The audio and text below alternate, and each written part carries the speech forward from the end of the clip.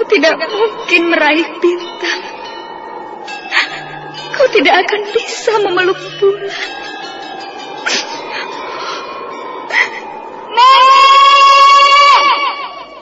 Nenek Rana Ranting! Ayu!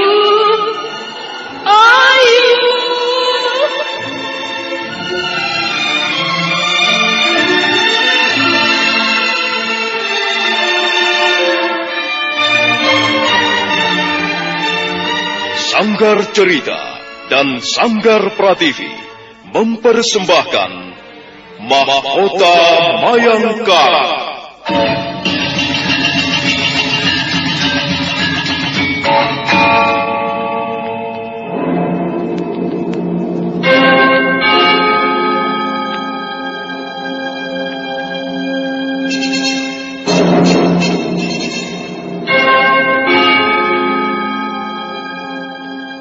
Cerita ini lanjutan dari Tutur Tinular. Kisah berlangsung pada zaman pemerintahan Prabu Jayanegara atau Kalagemet, Raja Majapahit yang kedua.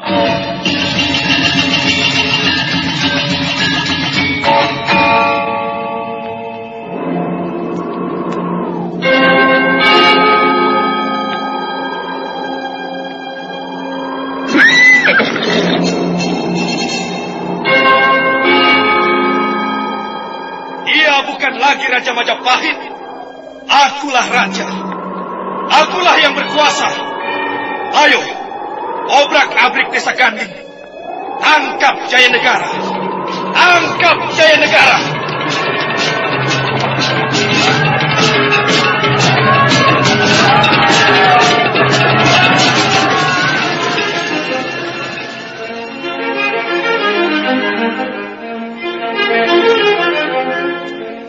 Naskah ditulis dan diolah oleh S. Tijab. Hiasan musik dan sutradara C. Ispriyonoka.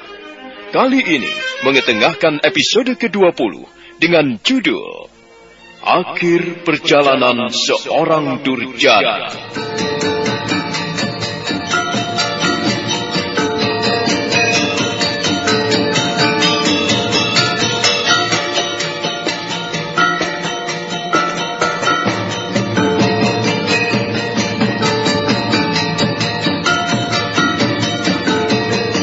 Dalam seri ke-589 ini didukung oleh para pemain Idris Apandi sebagai Ramapati, Eli Burhan sebagai Nyai Ramapati, Tanjung sebagai Balabur, Rusli sebagai Rasemi, Chris Urspon sebagai Rakuti, dan Asdi Suhastra pembawa cerita. Selamat menikmati. Sandiwara Radio ini masih Anda dengarkan di channel YouTube Satria Collection.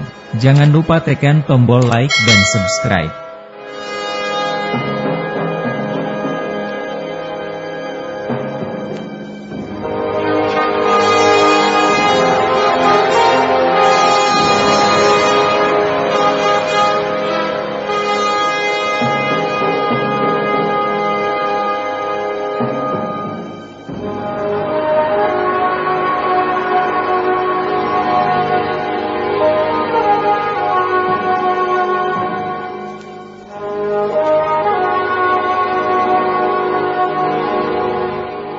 Pagi perlahan-lahan muncul di ufuk timur. Matahari tersembul dari punggung bukit.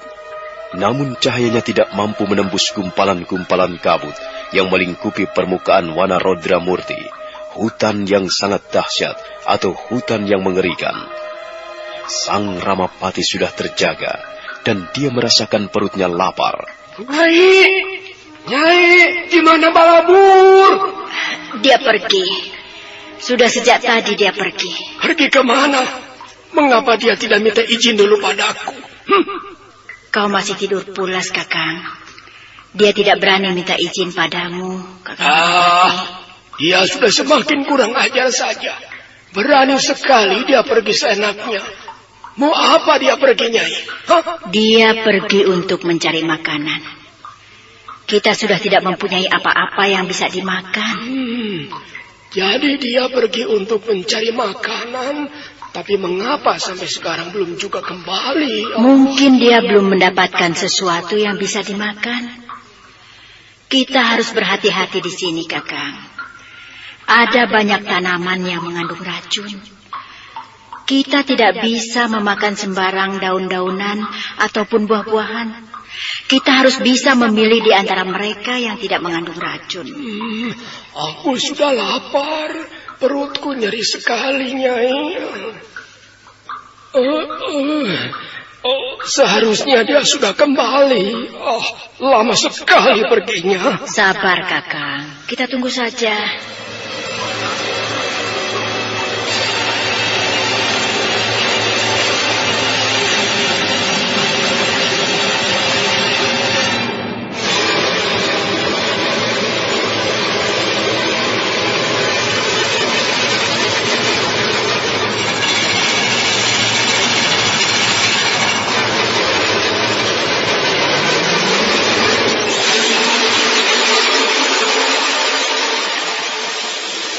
Balabur melangkah di sela-sela rumpun belukar sambil menjinjing umbi-umbian hutan.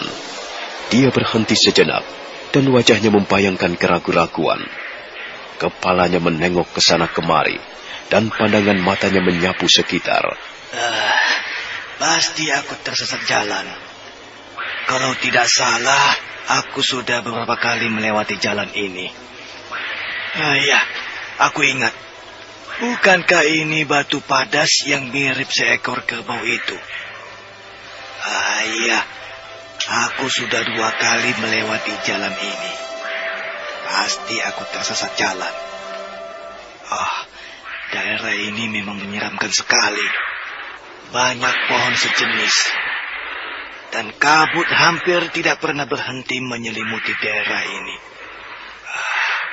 Aku harus menemukan jalan kembali ke goa. Kasihan, Gusti Ramapati dan Gusti Putri pasti sudah tidak sabar menunggu.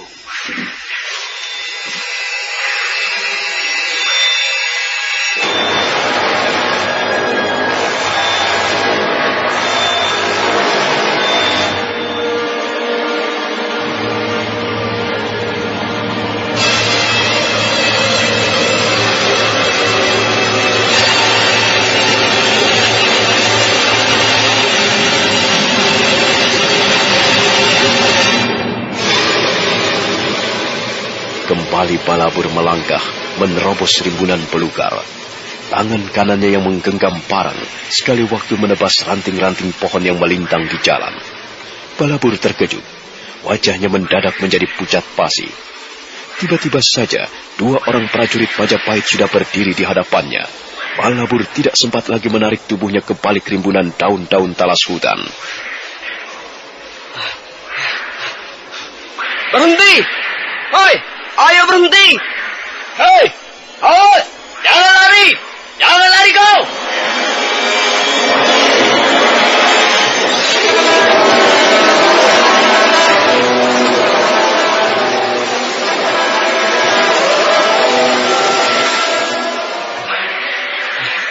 Berhenti! Ayo berhenti! Ayo, siapa kau ini? Dan apa yang kau lakukan di tempat ini? Ampun Tuan, hamba tidak bermaksud apa-apa. Hamba hanya sekedar mencari umbi-umbian hutan yang bisa dimakan. Di mana rumah tinggalmu, ha? Hamba tinggal di tepi desa Panawijen, Tuan.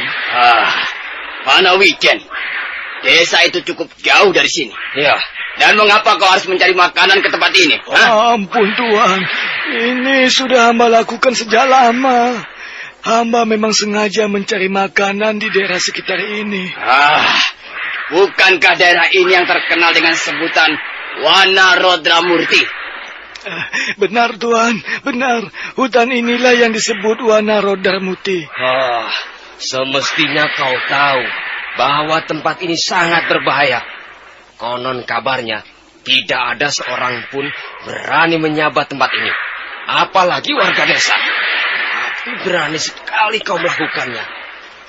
Jangan-jangan kau berdusta. Ampun Tuhan, hamba berkata yang sesungguhnya. Pekerjaan ini sudah bertahun-tahun hamba kerjakan. Hamba memang sudah biasa datang ke tempat ini untuk mencari makanan, Tuhan. Maaf saja, kami belum bisa mempercayaimu.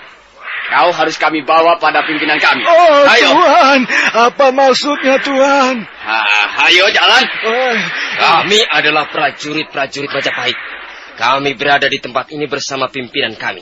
Ayo, kau harus kami bawa menghadap beliau. Aduh. Apakah kau akan dibebaskan atau ditangkap, itu bukan urusan kami.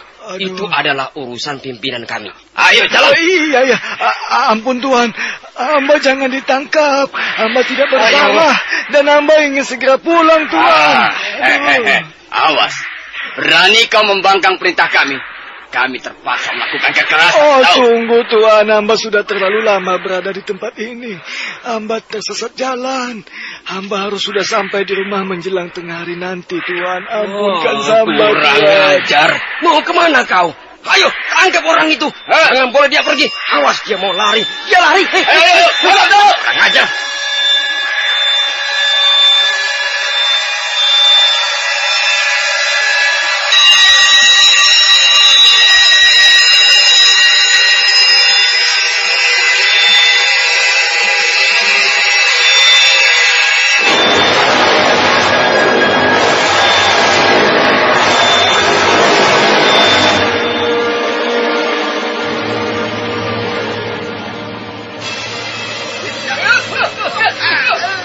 Balabur berusaha melarikan diri, tapi dua orang prajurit Majapahit segera memburunya dan berhasil menjegatnya di suatu tempat.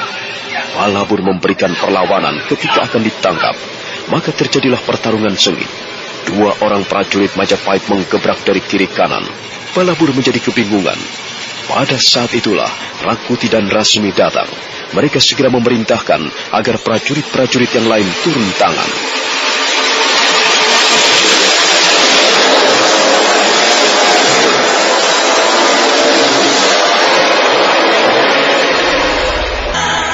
Bagus. Tapi hati-hati. Jangan dilepas. Dia keras kepala, Tuan Rakuti. Ayo berlutut. Berlutut di depan Tuan Rakuti dan Tuan Rasmi. Ayo. Tenang prajurit, tenanglah. Sepertinya aku kenal orang ini, Rakuti. Coba Rakuti. Coba perhatikan baik-baik. Bukankah dia juga pelayan di istana Kepatihan? Iya. Aku ingat. Nah, dia memang tinggal di istana Kepatihan. siapa namamu? Ampun, Tuan. Nama hamba Balabur. Balabur. Bukankah kau sahabat Kakatang? Iya, Kakatang sahabat hamba. Hamba memang pelayan di istana Kepatihan, Tuan. Bagus. Pasti kau sampai ke tempat ini karena menemani Gusti Ramapati melarikan diri. Sudah, jangan takut. Kami tidak akan menyakitimu. Kalau kau mau berterus terang, kau bisa memperoleh kebebasan. Balabur. Iya. Bukan hanya itu, kau juga akan mendapat hadiah. Cepat katakan. Di mana tempat persembunyian Gusti Ramapati? Ampun, Tuan. Hamba juga tidak tahu. Hamba tersesat jalan. Sejak tadi hamba berputar-putar saja di daerah sekitar tempat ini. Awas. Jangan berdusta. Balabur, gunakan otakmu itu baik-baik. Kau tidak perlu lagi melindungi Gusti Ramapati. Gusti Ramapati sekarang sudah menjadi buron pemerintah Majapahit. Barang siapa berani memberikan perlindungan, memberikan tumpangan dan memberikan bantuan padanya, akan mendapatkan hukuman yang berat. Semua rakyat Majapahit, semua kawula dimanapun berada harus membantu pemerintah menemukan penjahat itu. Ayo Balabur. Katakan saja terus terang. Di mana tempat persembunyian Gusti Ramapati? Kami akan segera menggerebek tempat itu dan menangkap beliau. Dan sekarang juga kami akan membawanya kembali ke istana Majapahit. Ampun, Tuan Rakuti. Hamba benar-benar tidak tahu. Hamba tersesat jalan. Kau telah membuat kami kesal. Aku tidak sabar lagi, Rasmi. Tenangkan hatimu, Rakuti. Balabur. Iya, Tuan Rasmi. Kau takut mengkhianati Gusti Ramapati, ya? Ampun, Tuan Rasmi. Bukannya hamba takut. Sudahlah, kau tidak perlu takut, Balabur. Ramapati sekarang sudah tidak ada apa-apanya lagi. Ibarat seekor macan, taring-taringnya sudah copot, kuku-kukunya sudah rontok, yang tinggal hanyalah belangnya saja, Balabur. Dia sudah tidak berbahaya lagi. Ya, karena itu kau tidak perlu takut padanya. Ampun Tuan, hamba bukannya takut. Hamba memang benar-benar tersesat jalan. Sampai sekarang pun hamba sedang kebingungan. Hamba tidak ingat lagi jalan kembali ke goa itu. Jadi Ramapati bersembunyi di dalam goa? Benar, Tuan Rasemi.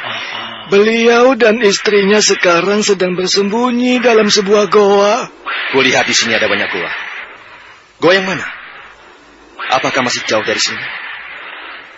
Katakan, goa yang mana persisnya? Ampun Tuan Rakuti. Apalagi yang harus hamba katakan? Hamba sudah mengatakan apa adanya. Hamba benar-benar tidak tahu jalan kembali ke goa itu. Hamba tersesat jalan. Sejak pagi tadi hamba berputar-putar di sekitar tempat ini. Hamba tidak tahu lagi kemana hamba harus menuju. Balapur, kau membuatku tidak sabar lagi. Prajurit, iya Tuan. Ikat dia di bawah pohon. Ikat kuat-kuat. Ampun Tuan. Jangan sampai terlepas. Baik Tuan Rakuti. Ayo. Aduh. Salahmu sendiri. Mengapa kau tidak mau berterus terang? Ampunkan Nah, hamba. sekarang kau akan kuikat di bawah pohon. Oh, jangan. Ayo cepat. Jangan. Berikan tanganmu. Ayo. Sandiwara Radio ini masih Anda dengarkan di channel YouTube Satria Collection. Jangan lupa tekan tombol like dan subscribe.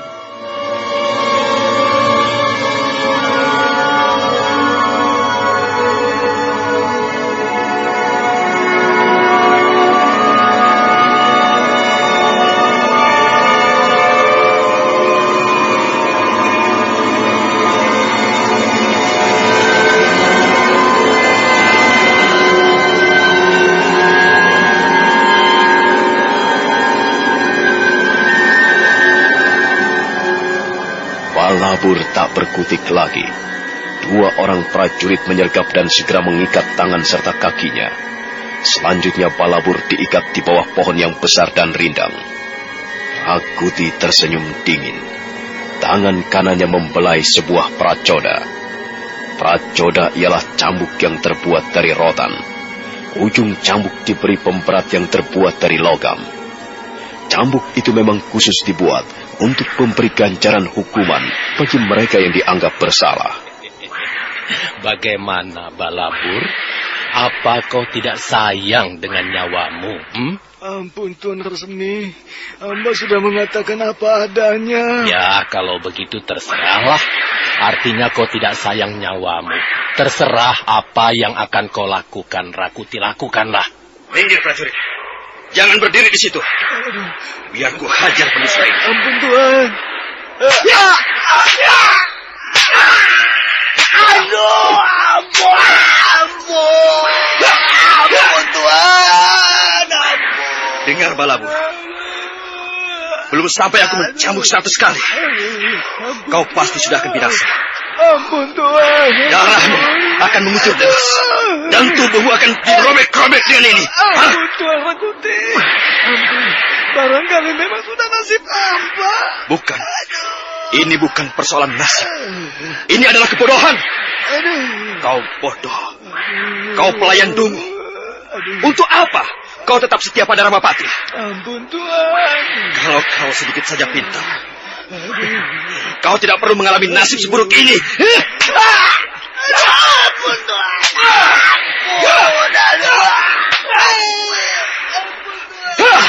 Berkatalah terus terang Balabur. Jangan menjadi orang bodoh. Untuk apa kau mengorbankan nyawamu? Percuma. Sia-sia saja pengorbananmu. Ramapati tidak akan bisa bangkit kembali. Dia sudah terjerumus. Dan dia akan tenggelam untuk selama-lamanya. Ayo! Ampun Tuan. Aku masih memberimu kesempatan. Atau ujung para coda ini akan mengoyak-ngoyak dagingmu. Hah? ampun Tuhan. Aduh, Tuan Rakuti, apalagi yang harus hamba katakan? Hamba sudah melakukan semuanya. Hamba tidak tahu lagi jalan kembali ke gua itu. Hamba tersesat. Oh, Tuan Rakuti, hamba tidak berdusta. Hamba sudah berkata yang sejujurnya. Aduh. Baik. Kau keras kepala. Ampun Tuhan. Aduh. Dan kau akan segera menerima akibatnya. Ampun Tuhan.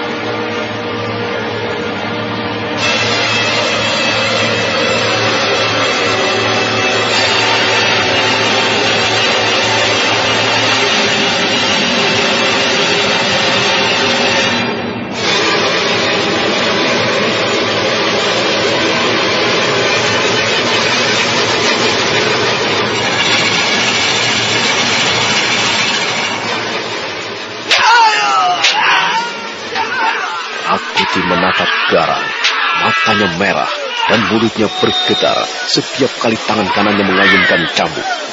Tak seorang pun berani memandang wajahnya.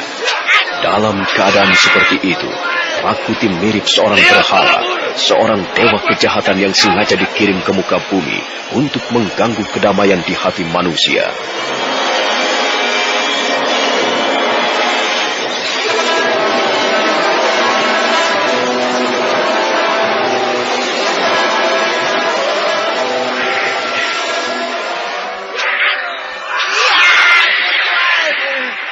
Lihat Balabur, aku akan cabik-cabik kakimu. Aku akan koyak-koyak tubuhmu.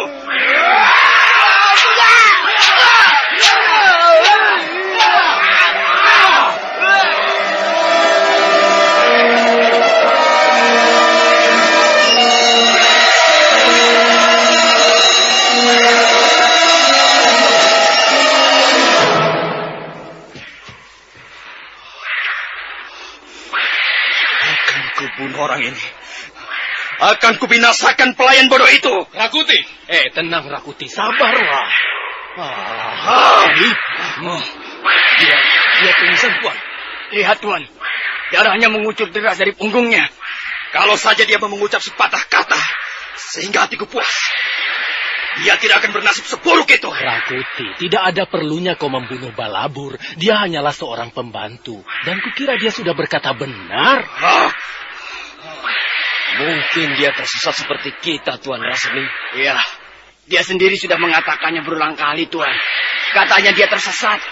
Akan kurobek-robek mulutnya, supaya dia tidak berdosa lagi. Rakuti, mengapa kita repot-repot mengurusi orang itu? Biarkan saja dia di situ.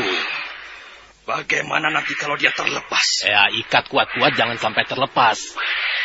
Jangan ragu-ragu, Rakuti. Kita tahu tempat ini. Kita tahu Wana Rodramurti. Hutan ini masih sangat buas dan garang, Rakuti. Pasti banyak binatang-binatang buas dan berbisa berkeliaran di sini.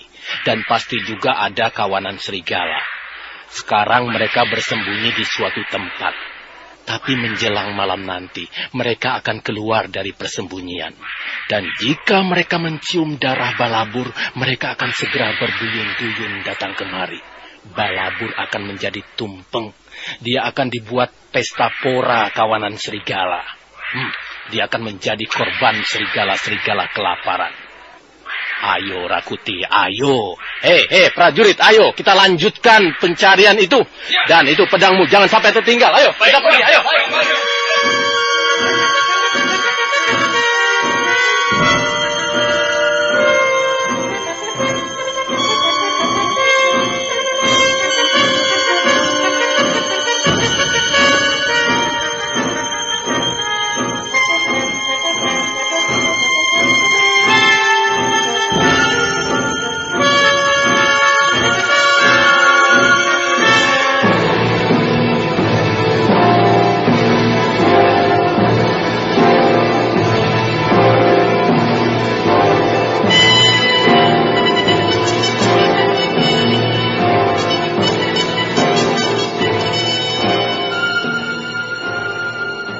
Rasemi, Rakuti, dan prajurit-prajurit Majapahit segera meninggalkan tempat itu. Sementara Balabur masih belum sadarkan diri. Dia pingsan sampai menjelang sore hari. Cahaya matahari semakin lemah, dan kabut berbondong-bondong mengalir turun dari lereng-lereng gunung penanggungan. Hutan menjadi lebih cepat diterkam kegelapan. Kegelapan yang memutih, yang seolah-olah membuat Wanarodra Murti bagaikan alam gaib. Pada saat itulah tubuh Balabur bergerak-gerak.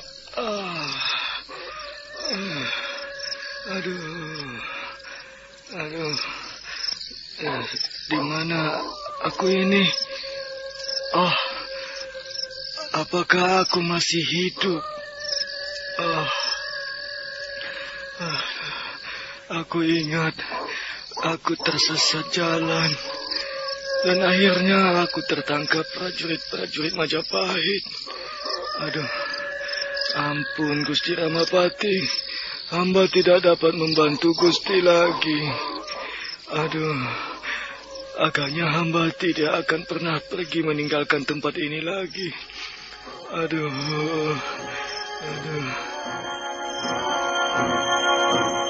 Sandiwara Radio ini masih Anda dengarkan di channel YouTube Satria Collection. Jangan lupa tekan tombol like dan subscribe.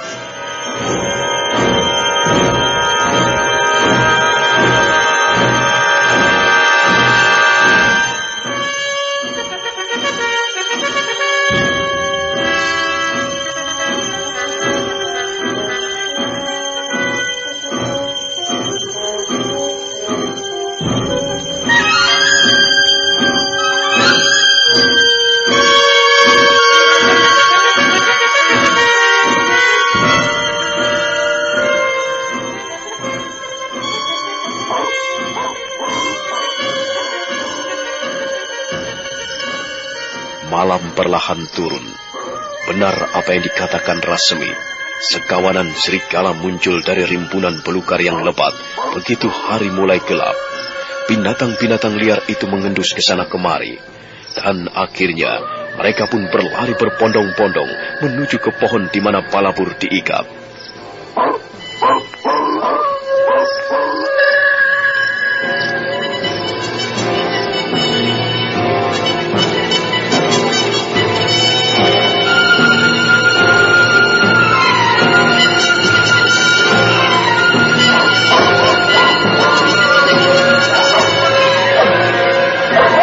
Sementara itu, Balabur masih belum dapat berbuat apa-apa. Tambang-tambang itu mengikat kuat pergelangan kaki serta tangannya. Balabur berusaha berontak melepaskan diri, tapi usahanya sia-sia belaka.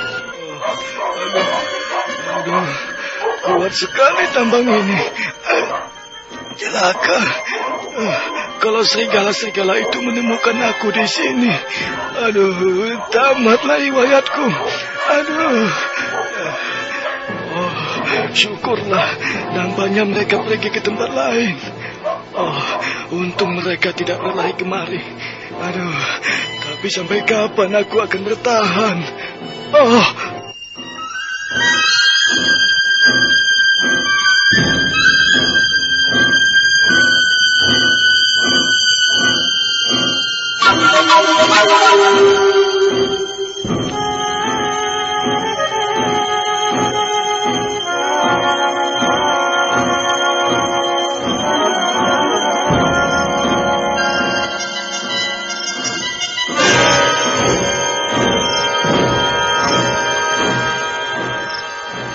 Balabur terkejut, jantungnya seperti disentakkan. Kedua matanya menatap liar ke sana kemari, ke balik rimbunan-rimbunan belukar. Dan di sana dia melihat berpasang-pasang mata berkilauan menatapnya. Balabur menggigil ketakutan. Lagi-lagi dia berusaha melepaskan diri dari ikatan tambang. Tapi lagi-lagi usahanya sia-sia belaka.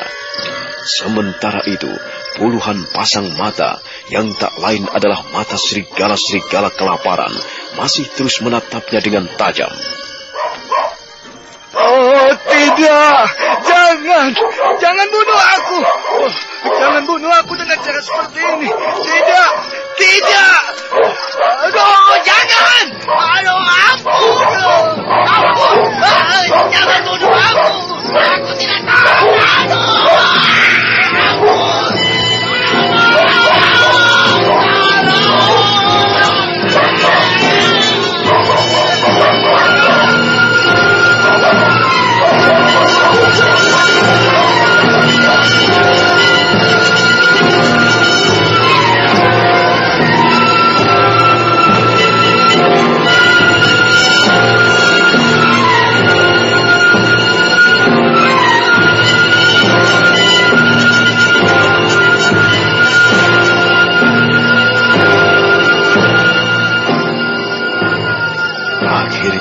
Balabur menyerah pada nasib.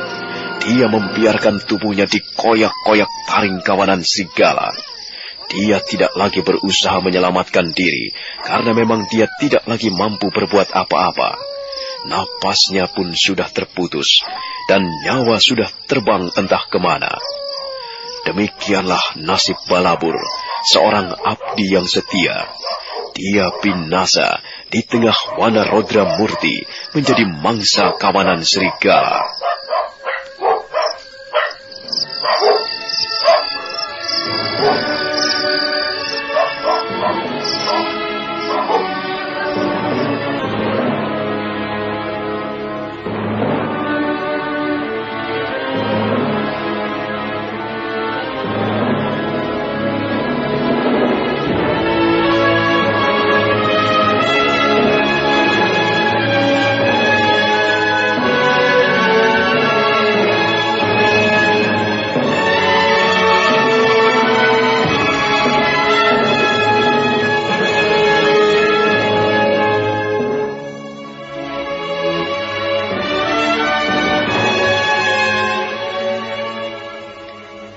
Kita tinggalkan nasib Balabur yang malang.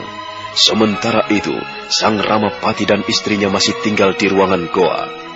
Sang Ramapati terbaring pulas dalam tidurnya, sementara istrinya masih terjaga. Mendadak Sang Ramapati menggeliat bangun. Ada apa, Kakang? Aku baru saja mimpi, Nyai. Mimpiku menyeramkan sekali. Sudahlah. Lebih baik tidur. Besok pagi kita harus meninggalkan tempat ini. Nampaknya Balabur tidak kembali lagi. Mungkin dia sudah pergi. Barangkali dia memilih pergi. Dan sekarang kita tinggal berdua, Kakang Ramapati. Kita tidak mempunyai siapa-siapa lagi. Sekarang kita harus mengerjakan sendiri keperluan-keperluan kita. Kita harus menghemat tenaga, Kakak. Dengan Nyai, dengar dulu. Aku mimpi bertemu dengan Ranggalawe. Ranggalawe? Iya. Laki-laki dari Tuban itu datang membawa pedang terhunus. Dan dia menantangku bertarung, Nyai. Dia marah-marah di depanku. Matanya bernyala-nyala. Dan pedangnya berkerelap di depan hidungku. Dia menantangku bertarung. Dia tidak terima, katanya. Dia mau membuat perhitungan denganku. Itu hanyalah pikiran-pikiranmu sendiri, Kakang Ramapati. Mungkin juga begitu. Pikiran-pikiranku sendiri. Tapi Nyai, Ranggalawe memang menjadi korban siasat licikku. Tapi mengapa baru sekarang ia muncul dalam mimpiku? Kakang Ramapati, sekalipun sudah banyak yang bisa dikerjakan manusia, manusia tetap tidak bisa mengatur mimpinya sendiri. Mimpi datang dengan sendirinya. Mimpi tidak di bawah kendali kita ataupun penguasaan kita. Sudahlah, jangan merisaukan soal mimpi. Nanti hatimu malah bertambah resah. Lupakan saja. Sang Ramapati menuruti kata-kata istrinya. Dia segera membaringkan tubuhnya di atas lempengan batu. Sementara itu Nyai Ramapati pun ikut membaringkan tubuhnya di sebelah suaminya. Dan sebentar kemudian, mereka pun sudah sama-sama terlelap dalam tidurnya masing-masing.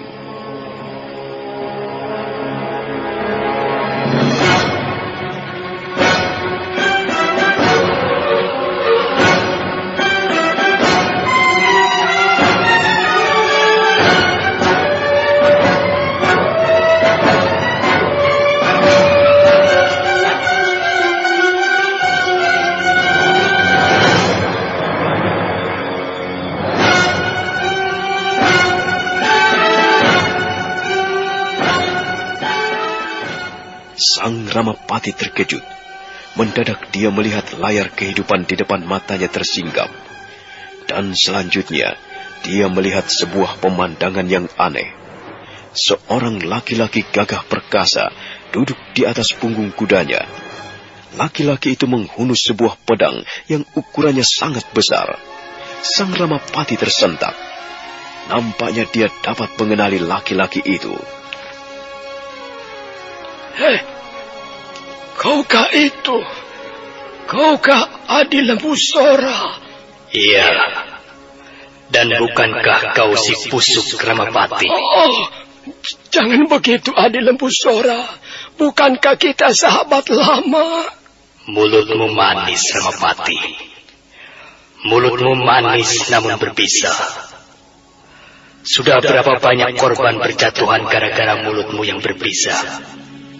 Gara-gara pikiranmu yang hitam, hatimu yang kotor, dan gagasanmu yang selalu menimbulkan bencana serta malapetaka. Sekarang tiba saatnya, Ramapati. Aku datang untuk membalas perbuatanmu. Aku datang untuk mengayunkan pedang.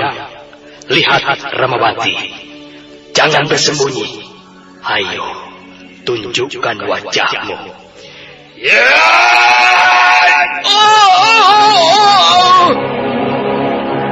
Sandiwara radio ini masih Anda dengarkan di channel YouTube Satria Collection. Jangan lupa tekan tombol like dan subscribe.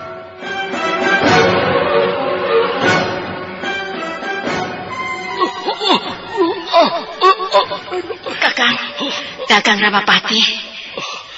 Kakang, ada apa? Mengapa kau berteriak-teriak? Aku sampai terbangun. Nyai, aku bermimpi lagi. Sekarang Lembusora datang padaku untuk menuntut balas katanya. Aduh Nyai, apa yang bisa kulakukan? Nyai? Itu hanya mimpi, Kakang. Itu hanya pikiran-pikiranmu sendiri. Jangan dirisaukan.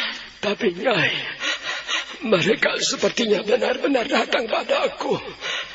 Ranggalawe dan Lembusora datang untuk membalas perbuatanku. Oh Nyai, bagaimana hatiku bisa tenang, Nyai? Berusahalah, Kakang. Berusahalah supaya hatimu menjadi tenang. Lupakan saja. Lupakan mimpi-mimpi itu.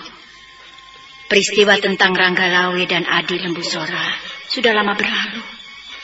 Untuk apa diingat-ingat lagi? Nyai, mungkin sekarang aku sedang memetik buah dari pekerjaanku sendiri di masa lalu, Nyai. Itu adalah hukum karma, Kakang Ramapati. Hukum alam. Hukum karma juga disebut hukum pikiran. Lalu bagaimana, Nyai? Aku tidak mungkin melawan hukum karma, bukan? Menurut nasihat para sesepuh, menurut wejangan para leluhur, hukum karma tidak bisa dilawan. Hukum karma harus diterima sebagaimana adanya. Pasrah. Sikap pasrah sangat banyak membantu Kakang Ramapati. Pasrahkan jiwamu. Pasrahkan hatimu di hadapan para dewata agung. Jika hatimu bisa pasrah dan tenang, mimpi-mimpi buruk seperti itu tidak akan pernah datang.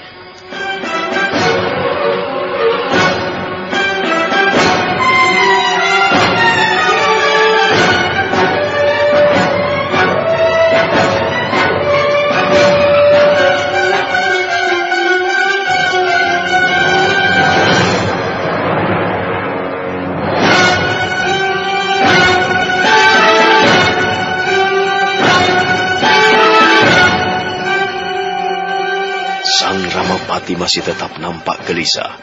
Dia tidak berani lagi memicingkan matanya. Pikirannya dihantui mimpi-mimpi buruknya. Nah, bagaimanakah kisah selanjutnya? Pengalaman apa lagi yang ditemui oleh sang Ramapati? Saudara pendengar, silakan menunggu seri berikutnya. Sampai jumpa.